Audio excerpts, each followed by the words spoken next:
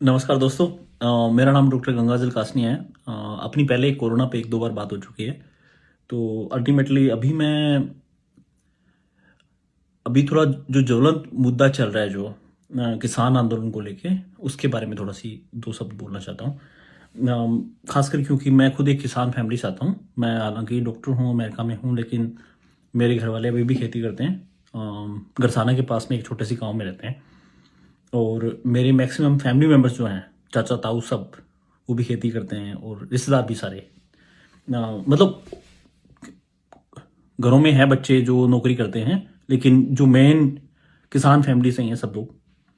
फिर जो मोदी गवर्नमेंट में अभी जो है कि हम जो बिचौलिए हैं जिनको हटा देंगे, या ये कर देंगे वो कर देंगे, अच्छी बात है। वो commission, grain merchant and commission agent, जो अर्थ की दुकान बोलते हैं, मेरी फैमिली में है कुछ लोगों की, हमारे भी है, रिश्तेदारों में भी है।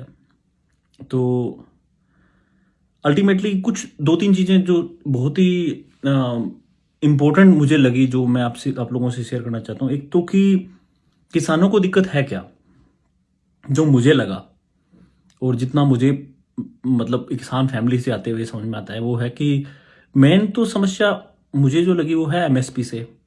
कि जो मिनिमम समर्थन मूल्य है या मिनिमम सपोर्ट प्राइस है, ओबियसली मैक्सिमम किसानों को ये लगता है, 90% किसानों को ये लगता है कि एमएसपी किसी न किसी मुद्दे पे, मौके पे हट जाएगी, और बाद में जो प्राइवेट कंपनियां हैं वो धीरे धीरे करके हर बार कम से कम रेट पे किसानों की फसलें खरीदना चालू कर देगी।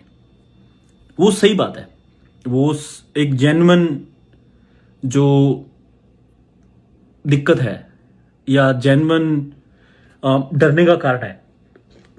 गवर्नमेंट को अगर ये है कि भी हम लोग, बहुत सारे मेरे दोस्त बोलेंगे कि भी गवर्नमेंट तो ये बोले कि मिनिमम समर्थन मूल्य तो हम हटाएंगे ही नहीं, अब क्या बात कर रहे हो। मुझे लगता नहीं कि गवर्नमेंट ने एक बार भी क्लियरली ये बोला है, और या फिर वो, मुझे नहीं लगता कि वो अच्छे से इस बारे में किसानों को कन्विंस कर पाएंगे भाई हम लोग समर्थन मूल्य नहीं हटा रहे हैं, वो रहेगा। तो एक तो मुझे लगा कि ये एक दिक्कत है जो हटानी चाहिए गवर्नमेंट को। ये अगर गवर्नमेंट नहीं हटा रही तो उनको बहुत अच्छे से क्लियरली ये बात बोलनी चाहिए।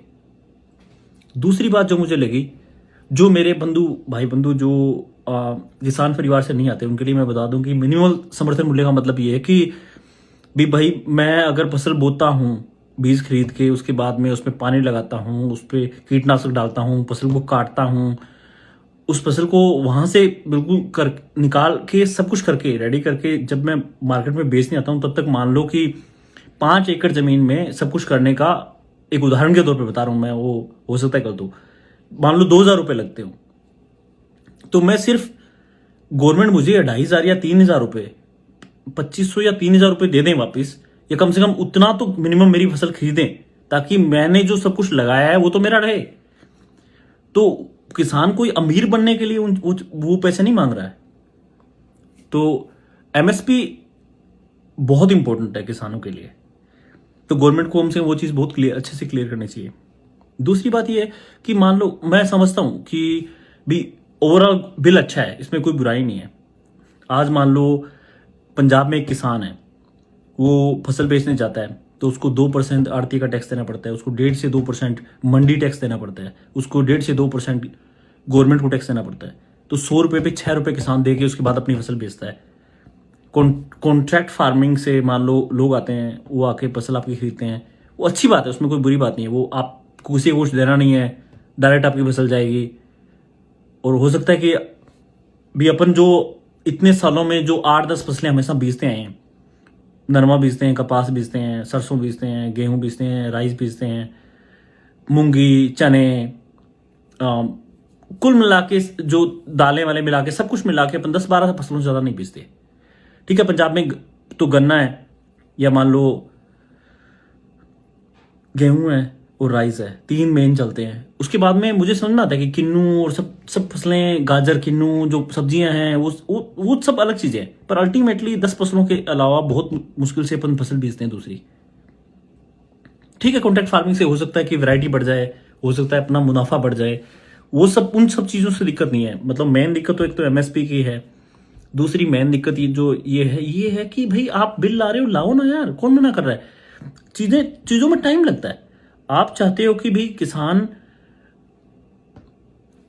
अगर गवर्नमेंट को ये दिक्कत है जो समझ में आती है, गवर्नमेंट अगर गवर्नमेंट इसको इस तरह से बोले भी भाई देखो हम लोगों ने गेहूं और चावल पैदा करने चालू करे थे क्योंकि 1960 के दशक में यहाँ पे बहुत ज़्यादा अकाल पड़े थे, जो सही बात है।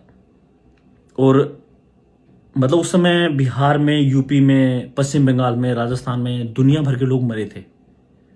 और आज भी बुजुर्ग बताते हैं कि मतलब खेजड़ी के और मतलब किकर के छोटे खा खा के लोगों ने जिंदगी निकाली थी। और हम लोग शिपमेंट टू शिपमेंट जीते थे कि भाई अमेरिका से गेहूं का ट्रक आएगा, मतलब जो जहाज आएगा पहले और वहां से ट्रकों से भर भर के अनाज आएगा, तो लोग जीते थे, मतलब लोगों के घर में खाना पकता था। उसके बाद में ग्रीन रिवॉल्यूशन हुआ, हरित क्रांति जिसको बोलते हैं, और अमेरिकन गवर्नमेंट ने काफ़ी हेल्प करी थी हमारी। ठीक है, बाद में 1971 से पहले के पाकिस्तान से वार के टाइम पे तो हमारी और अमेरिका की जो भी पड़ती थी वो सब बंद हो गई थी और वो पाकिस्तान की तरफ चले गए थे। पर मतलब अल्टीमेटली उस समय गवर्नमेंट ने सब्सिडी चालू की, एमएसपी चालू करा। उससे ये मान लो कि हम लोगों ने इतनी ज़्यादा ये फसलें, पंजाब ने, हरियाणा ने, थोड़े बहुत इससे राजस्थान ने, यूपी ने, एमपी ने, तो काफ़ी ज़्यादा फसलें प्रोड्यूस करना चालू करी। आज हमारी क्षमता ये हो गई है कि हम लोग गेहूं और चावल इतना प्रोड्यूस करते हैं कि हम लोग खुद के देश का पेट तो हर साल बढ़ते हैं, उसके बाद भी हमारे पास बचता है। और इस मिनिमम समर्थन मूल्य की वजह से गवर्नमेंट को वो खरीदना रखना पड़ता है और स्टोर करना पड़ता है। वो गवर्नमेंट की मजबूरी है, वो हमें समझ में आता है। अगर आप हमें उस तरह से बोलो कि भैया, बहनों और भाइयों, दिक्कत ये है कि भाई हम लोग चावल और गेहूं इतने पैदा करने लगे हैं कि देश का पेट भरने के बाद में भी हमें खरीदना पड़ता है, उसको स्टोर करना पड़ता है, उसमें हमारा पैसा लगता है, उसके बाद में हम उसको गरीब जनता को बांटते हैं तो भी बच जाता है, और वो या तो सड़ता है और वो पैसा वेस्ट हो रहा है।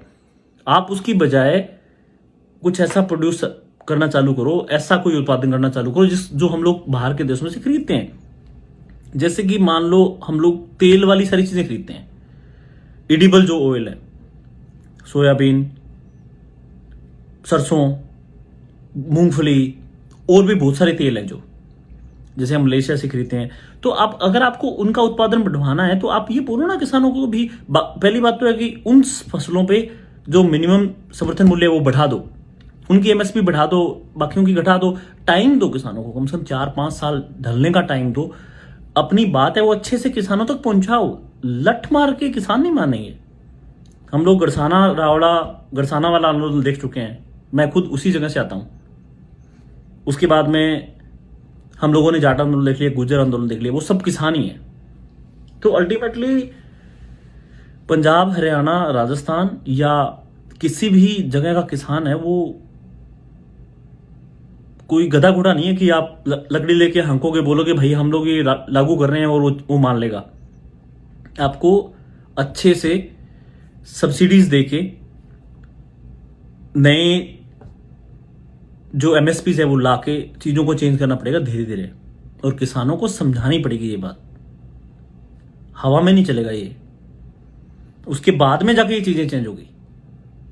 तो इंपॉर्टेंट बात यही है। बाकी